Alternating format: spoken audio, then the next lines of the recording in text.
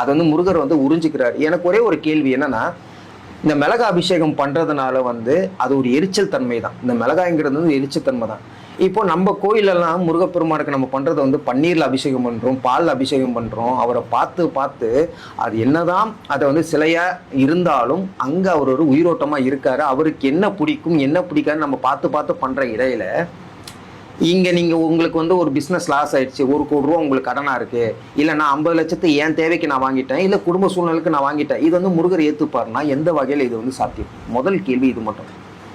தீராத நோய், நிறைய பேர் வந்து கேன்சர் பேஷண்டா இருக்கலாம், இல்ல வேற ஏதாவது தோல் சார்ந்த நோயா இருக்கலாம். இப்போ வந்து என்னன்னா லங்ஸ் ப்ராப்ளம் ஒருத்தவங்க சொல்லிட்டு இருக்காங்க. இப்போ எல்லாமே வந்துங்க மனிதருக்கு நீங்க ஒரு பர்த் எடுத்துட்டீங்கல்ல, இந்த ஒரு தாய் வயிற்றுல இருந்து வெளியே வரும்போதே ஒரு பர்த் எடுத்துட்டீங்க. அந்த பர்த் எடுத்ததுல இருந்து உங்களுக்கு என்னன்னா இந்த இந்த ஜென்மம் இந்த லைஃப் உனக்கு இந்த தேதிக்கு இந்த நேரத்துக்கு இது எல்லாமே எண்டுக்கு வந்துடும் சொல்லிட்டு நமக்கே முன்னாடியே படைச்சுதான் நம்ம வரோம் வெளியே.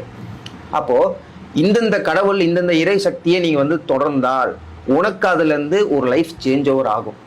இது எப்போனா நமக்கு பிறந்தோடனே தெரிஞ்சிடாது. இது லாஸ்டா நம்ம டீப்பரா போக போக நம்ம வளர வளர இந்த இயற்கையும் பிரபஞ்சமும் நம்மளை வந்து ஒரு ஆளாக்கி நம்மளை வந்து எந்த இறைவன் கிட்ட போனா நம்ம வந்து அவர் பின்னாடி நம்ம போனா நம்ம வாழ்க்கை மாறுமோ அவரு அந்த இறைவனை நமக்கு பிரபஞ்சம் நமக்கு கொடுக்கும்.